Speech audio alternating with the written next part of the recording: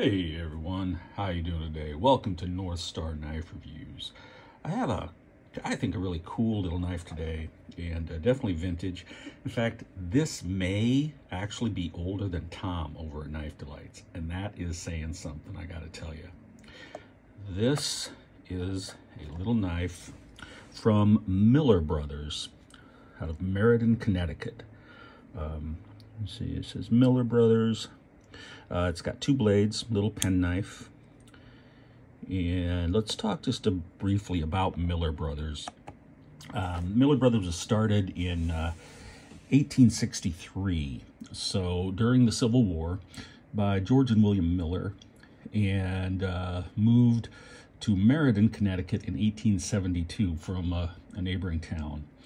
Miller Brothers was one of the first companies to use screws to attach covers to the liners. Now this one doesn't have covers, it's just a little brass knife.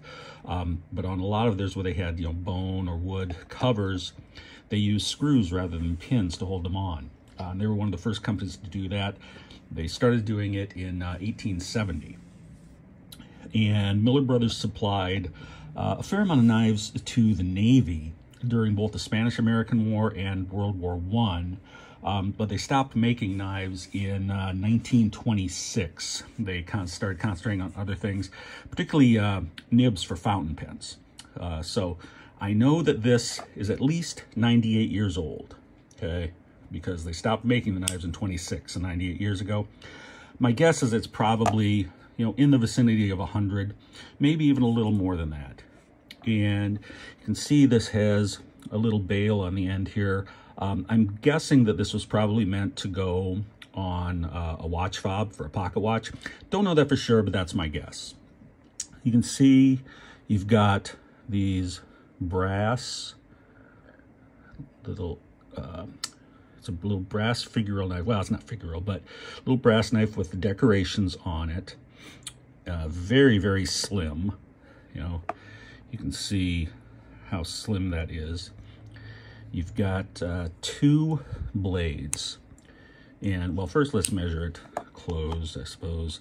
You're talking about 2 3/4 inches closed. Then you've got the main blade, which is going to be about 1.5 inches long. And you can see, you can't see the entire tang stamp on here, but it says Miller Brothers. Nothing on the back side. And then you've got the smaller blade, which is about 1.25 inches or so, with about maybe a little over a 1 inch, 1 1/8 inch cutting edge. And on here, you can see more of the tang. You can see it says Miller Brothers Meriden. And again, that's Meriden, Connecticut. Nothing on the other side again. And this would have been just a nice little gentleman's knife that, like I say, probably on a watch fob, carried in maybe your vest pocket or something like that.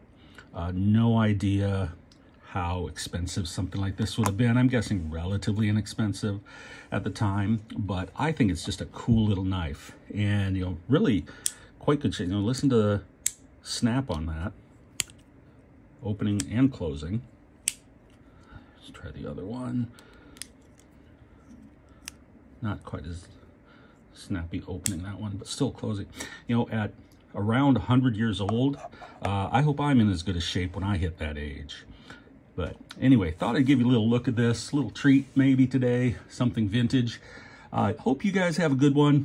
I will catch you guys next time.